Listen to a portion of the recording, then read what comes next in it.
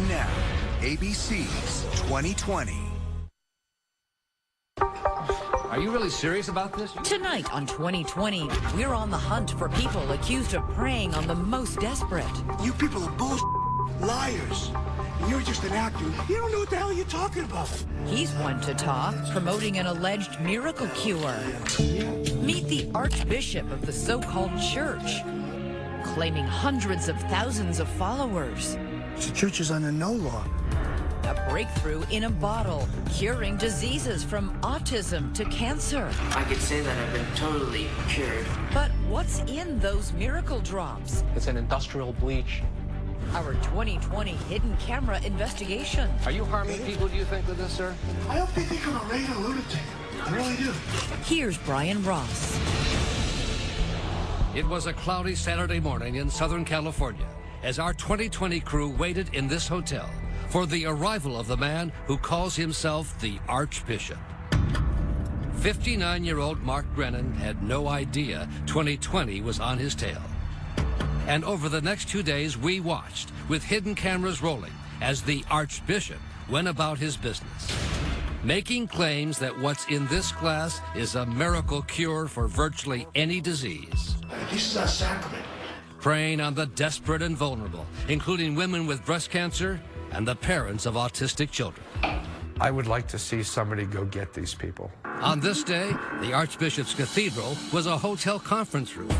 His vestments, a black leather jacket, and a bejeweled Panama hat. And his sermon to people who were charged $450 a head seems to have come right out of the book of shams. I got people who are curing with major stuff just with that.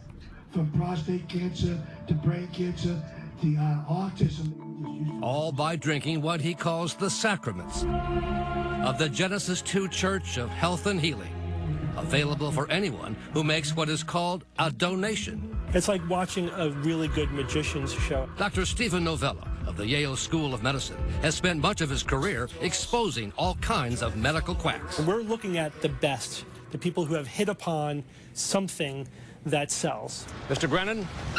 Brian Ross, from ABC News. Can we talk to you for a second, please? And when it came time to ask the Archbishop about his miracle cure and preachings, We're a church, and we have sacraments we use. This can cure all these diseases. it quickly turned ugly. We're a piece of they say in Spanish. Quite the language from an archbishop. Liars. And as you will see, it got even uglier. Stupid son of a bitch.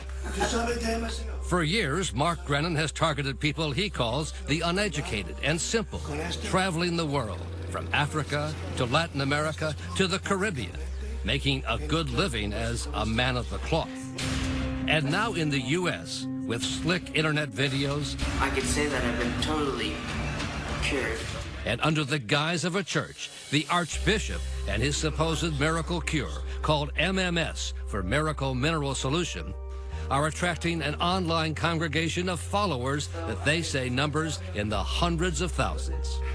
Vulnerable, desperate people are always going to be targets for con men. If somebody swoops in with the miracle solution to your health problems, there's a huge emotional motivation to believe them. I've used it on my children. Among the church's testimonials, this video from a licensed California doctor, John Humiston, who appears to endorse MMS.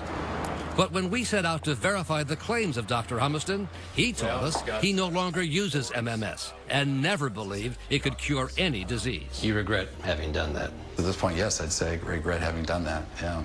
To find out what's in this miracle cure, we first went undercover in Houston to get our hands on some of it. 2 2020 producers signed up to become church reverends at a weekend session, with dozens of people attending at a cost of $450 each. Just too loud. Yeah, it's okay. It's safe because it's an oxidizer. Featuring a clip of that California doctor who actually says he doesn't believe it cures any diseases. At the end, a quick investiture and an official-looking ministerial accreditation signed by Archbishop Brennan. It's a get-out-of-jail-free card, to sell snake oil. As members of the church, our producers ordered a shipment of the MMS, $150 for these small bottles. We took our miracle cure to a respected testing laboratory. And the results were as expected. Nothing miraculous about it. Essentially, a kind of chlorine. MMS is an industrial chemical. It's an industrial bleach. Dr. Paul Wong is the Senior Vice President of Autism Speaks. The fact that anybody would suggest that you should give this to somebody is ridiculous. This is scary, dangerous stuff. In fact, look what happened when we poured some of it, undiluted, onto a pair of jeans. The denim turned white through both pant legs. And Dr. Wong says even at the prescribed much smaller dose, it's still a danger. And that's what it's doing in the gut of the kids who are given this. There's nothing good that MMS is doing. Yet MMS is being aggressively pushed by the church to parents of autistic children desperate for a cure, says Roland Eggers, the father of 12-year-old Mitchell. You thrive on this illusion that you're going to somehow fix your kid. That's good. Put that in there. Or that one day you're going to un-autismize your child.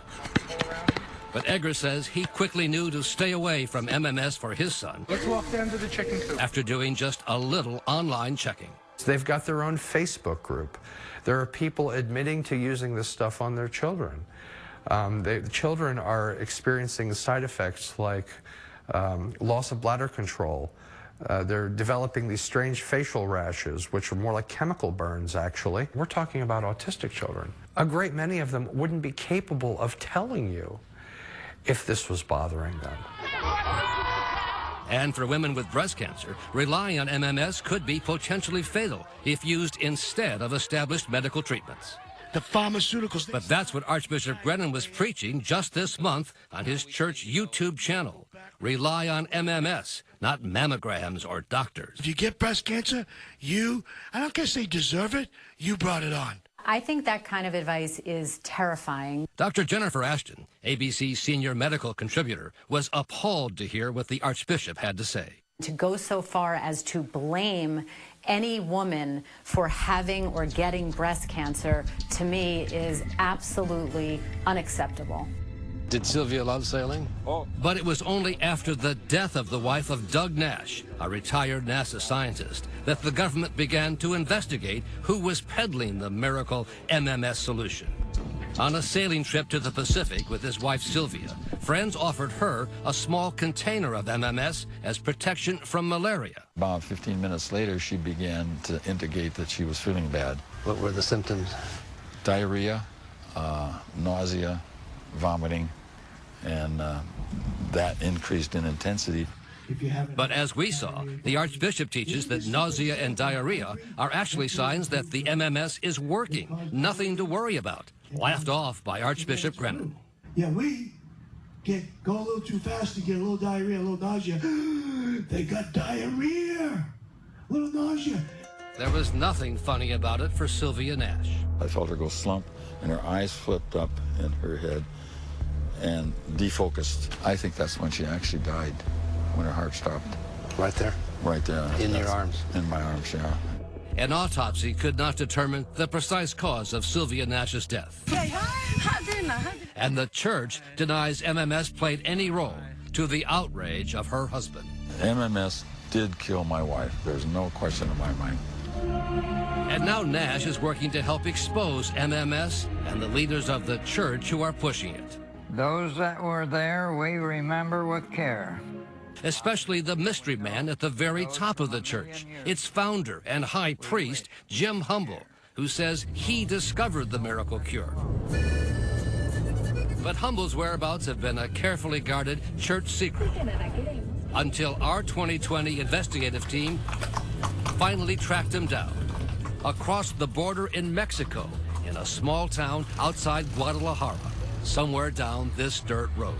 Federal prosecutors say they'd love to have Humble come back to the United States, but that as long as he's here in Mexico, he's beyond the reach of American law, but not beyond the reach of 2020. Mr. Humble? Or is it Archbishop Humble? Yeah. Brian Ross from ABC News 2020. When we come back. 2020 continues with Brian Ross. The leader of the Roman Catholic Church can be found at the Vatican. The Church of England is overseen by the Archbishop of Canterbury. And then there's what's called the Genesis 2 Church of Health and Healing, founded by a man who says he came down to Earth from another galaxy, Jim Humble. There was 5 of us went to the Milky Way galaxy. And as wacky as he seems, he says hundreds of thousands of Americans are now buying what he has been preaching, a miracle cure for virtually every disease, from autism to breast cancer, called MMS, for Miracle Mineral Solution. Hundreds of thousands of lives have actually been saved up to this time. Mr. Humble? Or is it Archbishop Humble?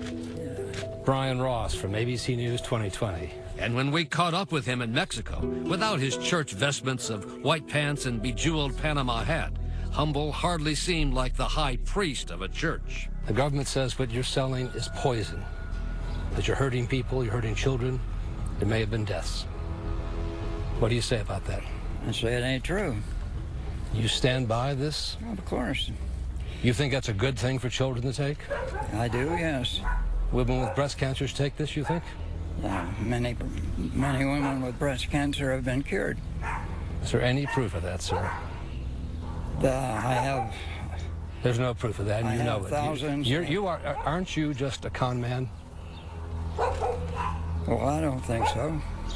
But in the wake of the death of Sylvia Nash, federal authorities opened an investigation of the MMS network, resulting in the conviction of one of the MMS distributors, Daniel Smith, a follower of Jim Humble, now serving 4 years in prison for selling MMS as a drug. He turned a profit, and people were buying it, believing that it would help them.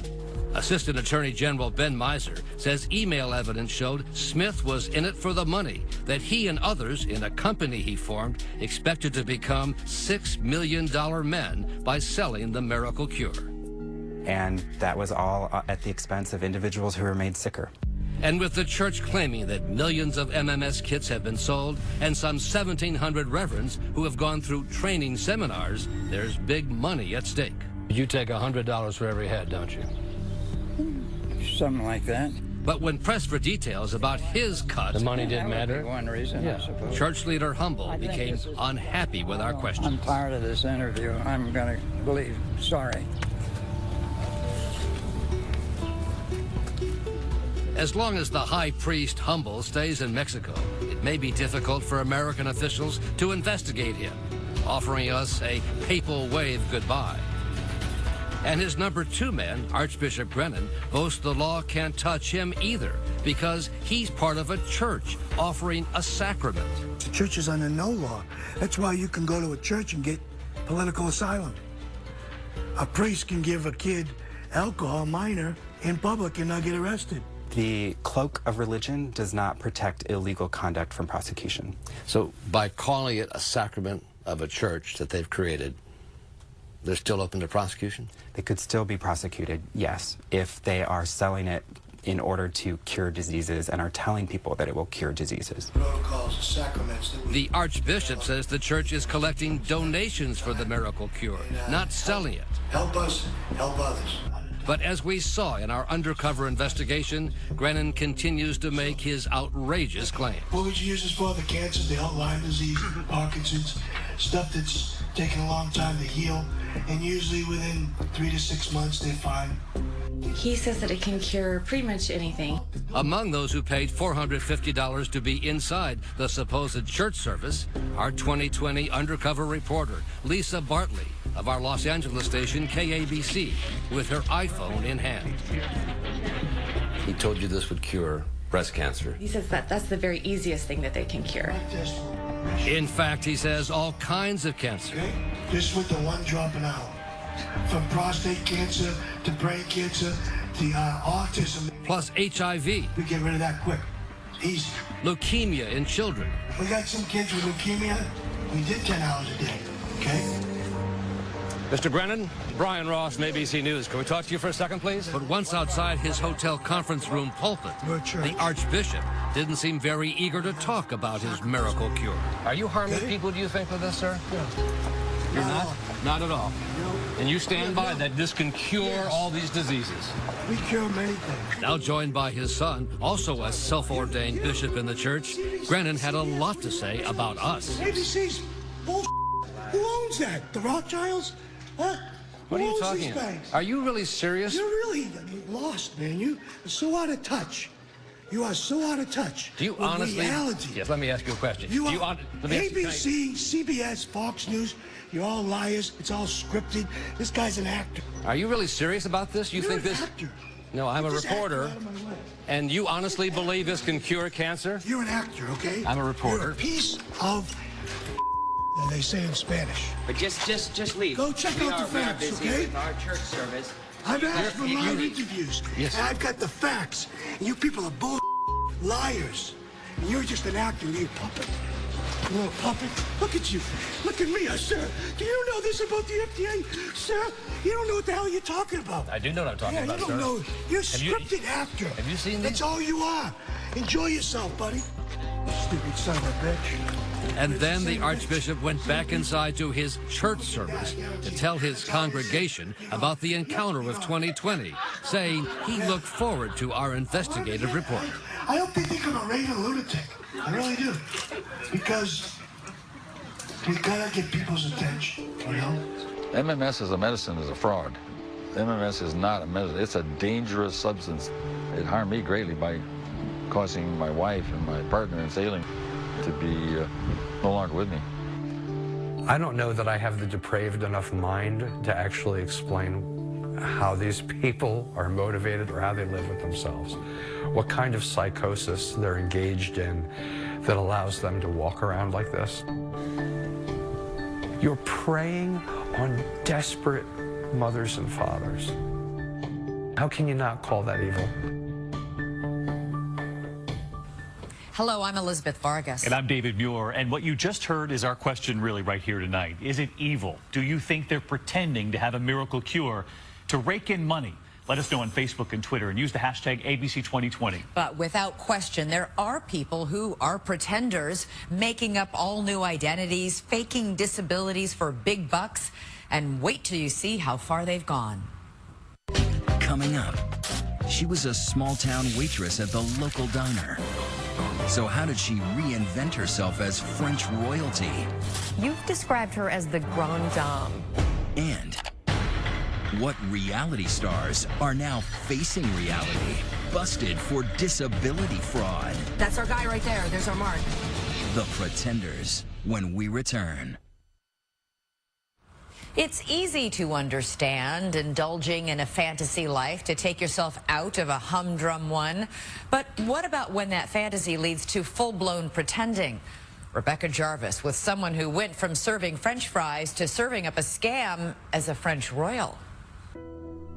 Once upon a time, the story goes, a little girl grew up in a fairy tale castle on a sprawling estate under towering trees. Her name was as impressive as her home, Geneviève de Montremer. Her childhood, a storybook tale, which begins our story too. Geneviève told the world she'd been born into the Rochechouart family, one of the oldest noble families in France, dating back to the 800s. That's when Charlemagne ruled the Western world and algebra was invented. The Rochechouart family is one of the famous family of France. It's quite a well-known name. This is no movie set, no theme park. It's the actual family castle that dates back to the 13th century. Genevieve's resume was equally impressive.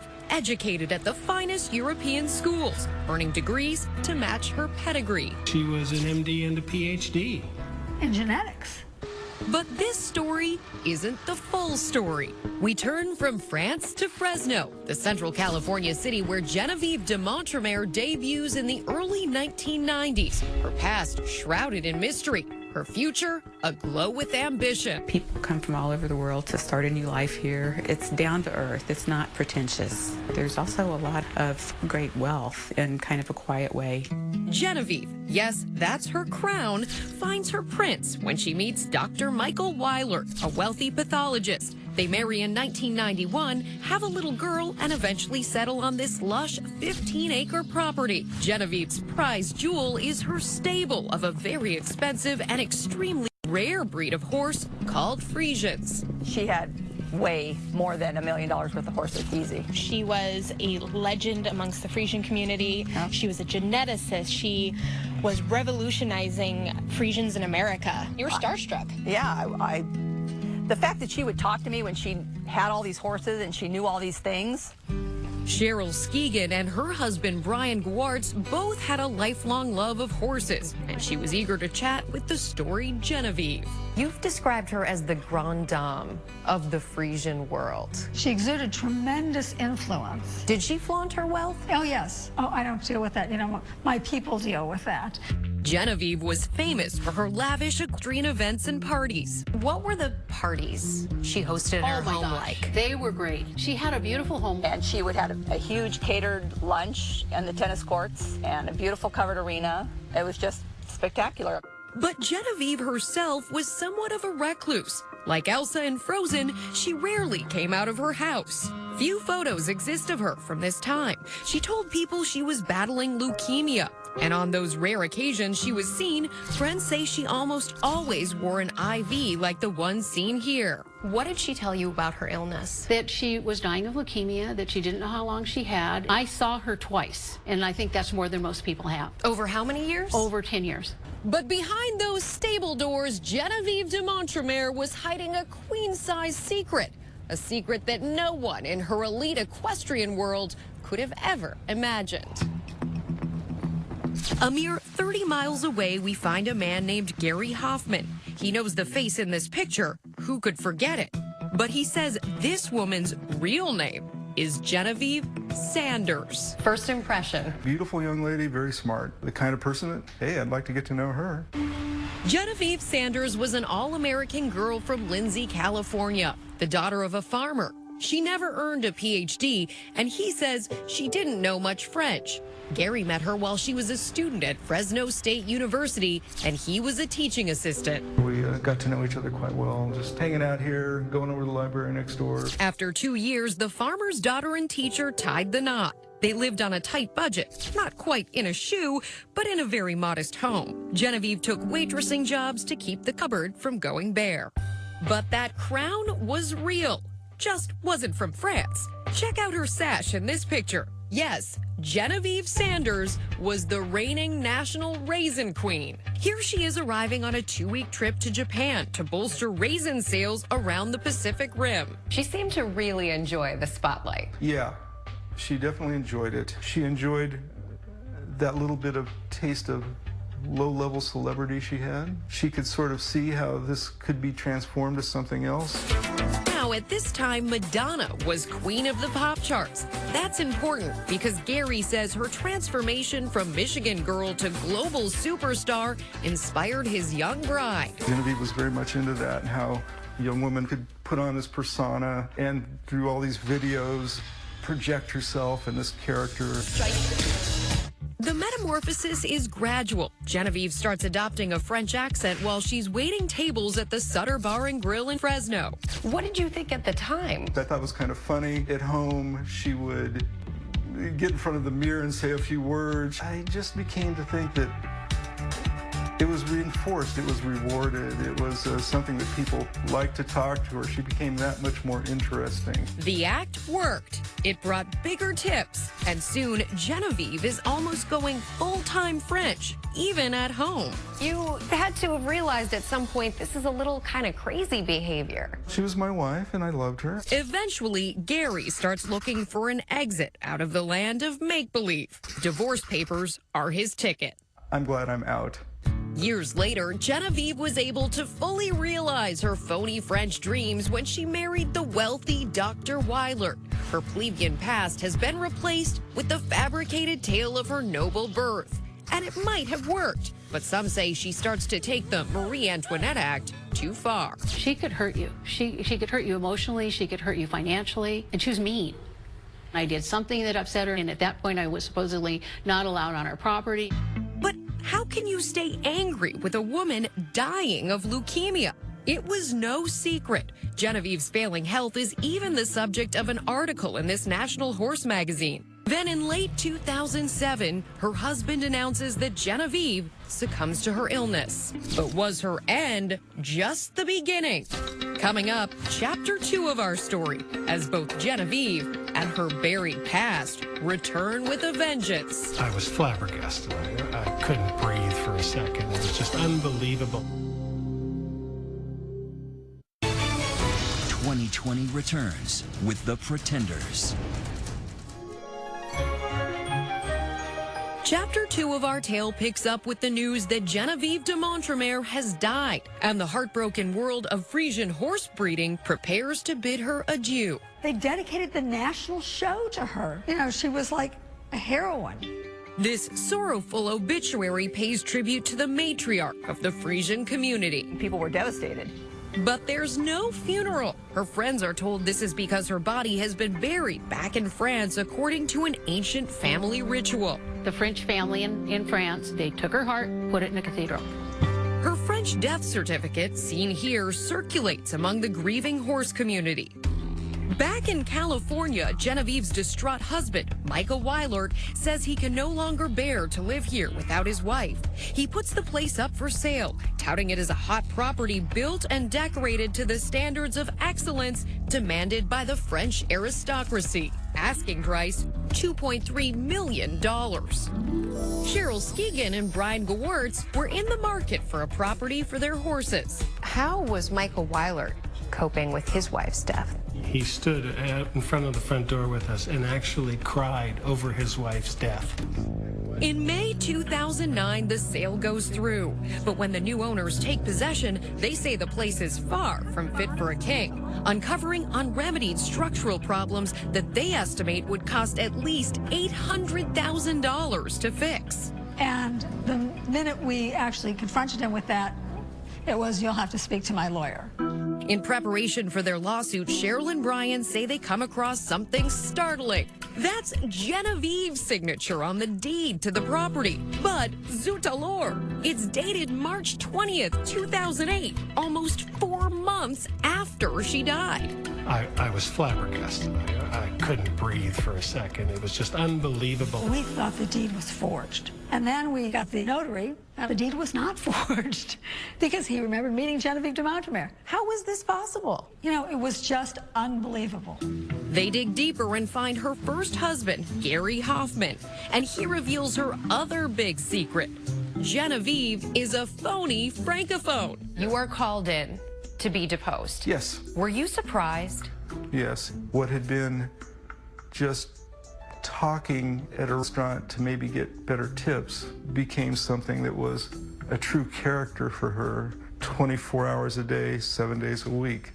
I did not see that coming.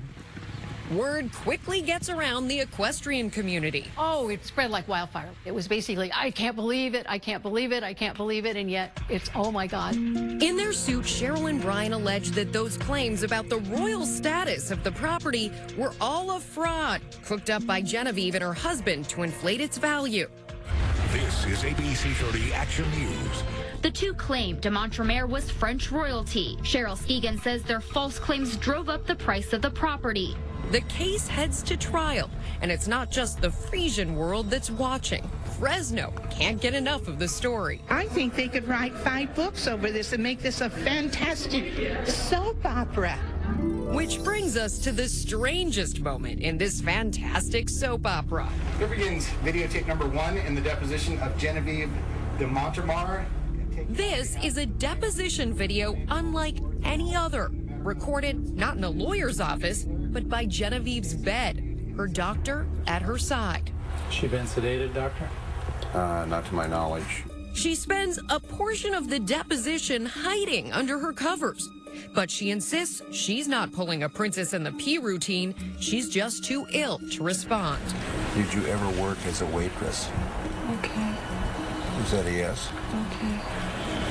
She answered okay. As the deposition continues, finally, the truth. Who are you? Genevieve Sanders. Isn't Genevieve Sanders your maiden name? That's my name. It was weird. You walked out of there going, oh, this is just a farce. This is a farce. The defense argues that the plaintiffs purchased the property as is and should have inspected it more closely. The most shocking courtroom bombshell was that Weilert admits to faking his wife's death. He said she was suffering from a debilitating medical condition and wanted, like Garbo, to be left alone. What her husband testified was he did it out of love. That was her desire, was to be dead.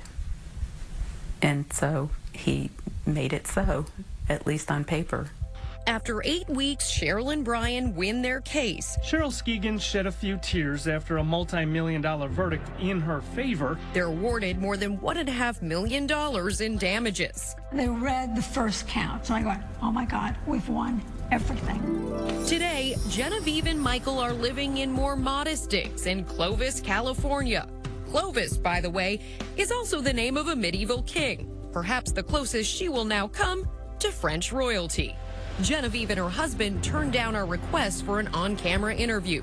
She did message us on Facebook saying her health issues are very real and punishing, and that her fake French identity was simply an internet persona. If she had an illness, I would feel compassion for her having the illness, but having an illness doesn't excuse fraud and deceit. What would you say to Genevieve if you were speaking to her face-to-face today?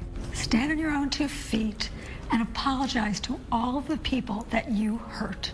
Own up to this and then continue on with a better life, because you can get forgiveness.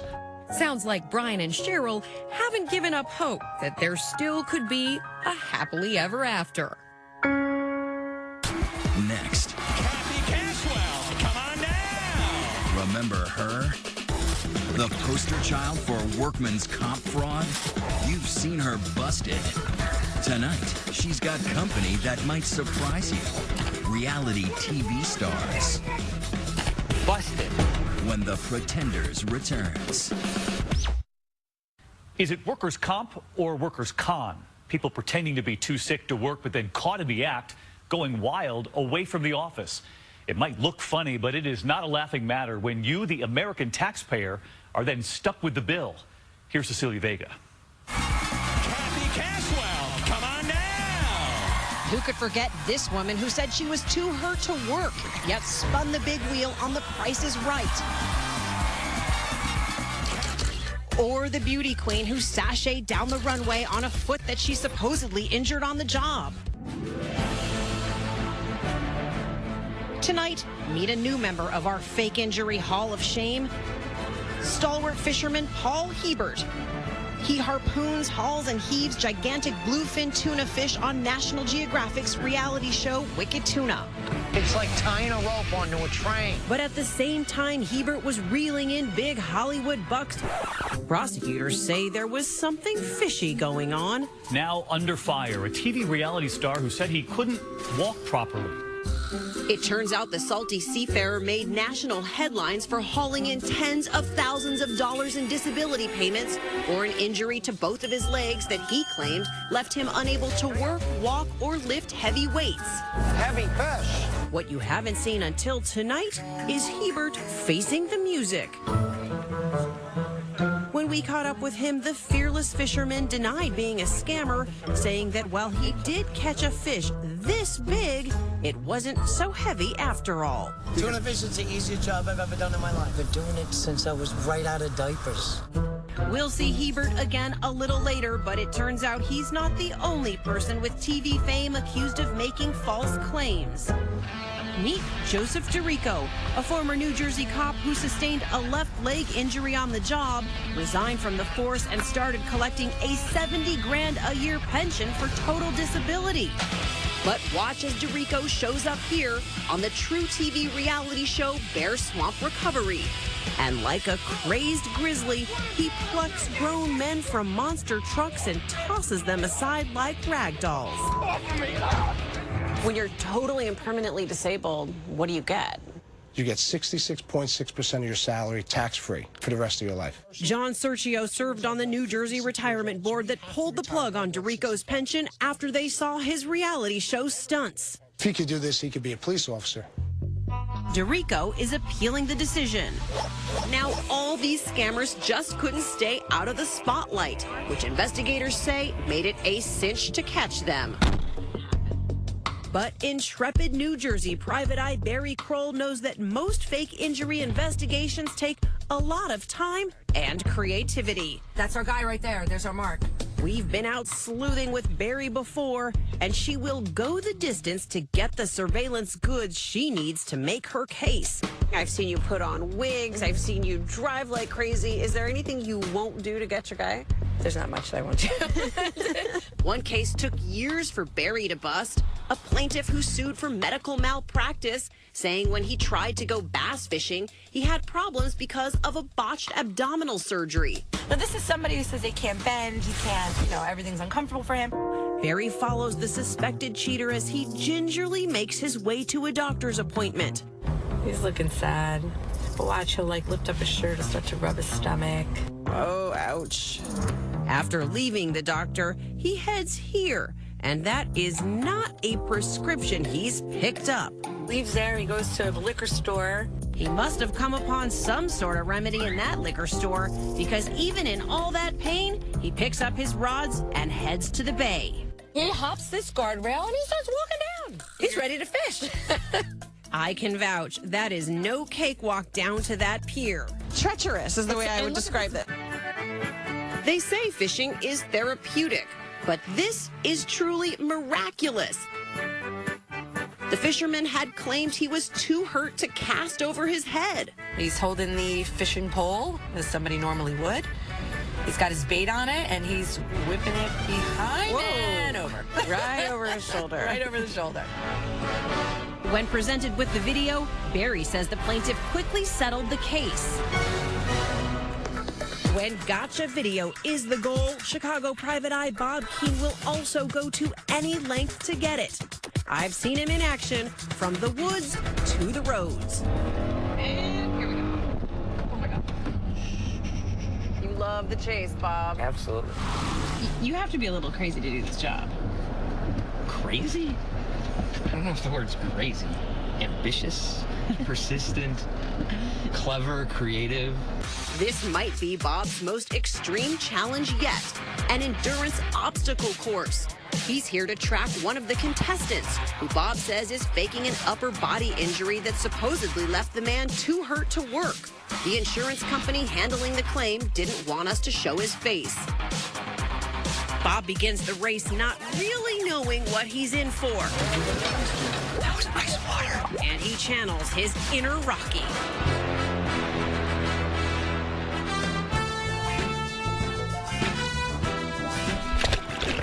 Bob's not just trying to survive the obstacle course, he's racing to keep up with his mark. He's got his eyes and his lens trained on the suspected faker, who's never more than one rope crawl or mudslide away. Victory is sweet. On a day's work. Piece of cake. Bob was also delighted with his surveillance results. He's a complete faker. He is busted. I am ecstatic. Bob's client was equally thrilled. After showing the evidence to the claimant, he instantly dropped his case. The consequences for getting caught can be severe. Remember Paul Hebert, the man who catches huge tuna on reality TV? Well, now he's in some pretty deep water. After catching his act on the tube, prosecutors slapped him with 4 counts of federal fraud charges. Our team caught up with Hebert outside the courthouse the day he was indicted. Did you scam the government while you were collecting disability on that fishing boat? Absolutely not. But earlier this year, Mr. Wicked Tuna changed his tune, pleading guilty to fraud and paying over $53,000 in restitution. So now who's on the hook? You want a tuna melt? And now we'll look at next week's Special 2020, the Chandra Levy murder case that dominated headlines here in this country. Rumors of a covered-up affair with Congressman Gary Condon. But now, 15 years later, just as her convicted killer, 𝐒𝐚𝐦𝐞𝐬𝐬, was about to get a new trial, a bombshell twist that could bring the whole court case back to square one. The story that transfixed the nation. An intern found dead in the park. It's painful. You don't heal. A congressman in the crosshairs. You have any comments? No, sir, I don't. A capital offense. Did you kill Chandra Levy? I did not. Now, for the first time, the woman who blows the case wide open. This is where you recorded it all. I honestly thought he's going to kill me. With the secret 7-hour recording never heard. Don't go there. Stay away from that. That could change everything. This is all worthy of a television show. I feel like I'm in the House of Cards. And that is our program for tonight. I'm Elizabeth Vargas. And I'm David Muir. From all of us here at 2020 and ABC News, have a great night, a great weekend, and happy Halloween.